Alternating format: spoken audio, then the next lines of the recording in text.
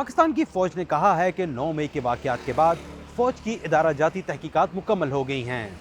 जिनकी रोशनी में एक लेफ्टिनेंट जनरल समेत 3 अफसरान को मुलाजमतों से बरतरफ कर दिया गया है।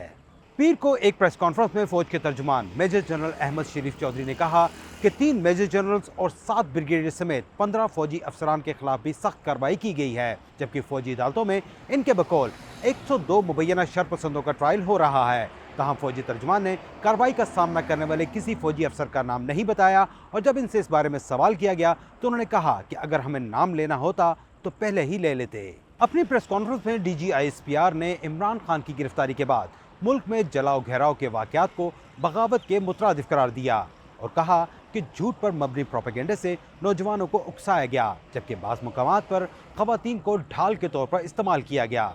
तर्जुमान ने कहा कि 9 मई के मास्टर माइंड्स का तयन करना कबल अज़ वक्त है, लेकिन 9 मई को ना भुलाया जाएगा, ना मुलव्वस अफराद और मनसूबा साजों को माफ़ किया जाएगा। इनके बकौल उस दिन जो अफसरान GHQ, जना हाउस और फौजी तनसीबात की हिफाजत में नाकाम रहे, इनके खिलाफ कार्रवाई हुई है और कई आला रिटायर्ड फौजी अफसरान के अहल खाना भी एहतसाबी अमल से गुजर रहे हैं। मेजर जनरल अहमद शरीफ ने कहा कि फौज के बारे में प्रोपेगेंडा किया गया है कि वो एक सियासी जमात की तरफ झुकाव रखती है, लेकिन दर हकीकत फौज के तमाम अफसर और जवान एक क़यादत में मुत्तहिद हैं। 9 मई को इमरान खान की गिरफ्तारी के बाद पाकिस्तान के मुख्तलिफ शहरों में मुश्तइल मुजाहिरीन ने फौजी तनसीबात पर हमले किए थे, जिनमें मुलव्वस अफराद के खिलाफ सिविल और फौजी अदालतों में मुकदमात चलाए जा रहे हैं। पीर को सुप्रीम कोर्ट ने भी हुकूमत को हुक्म दिया कि वो इन 102 सिविलियंस की तफसीलात अदालत को फराहम करे जो 9 मई के वाक़यात में मुलव्वस होने के इल्ज़ाम में फ़ौज की तहवील में हैं।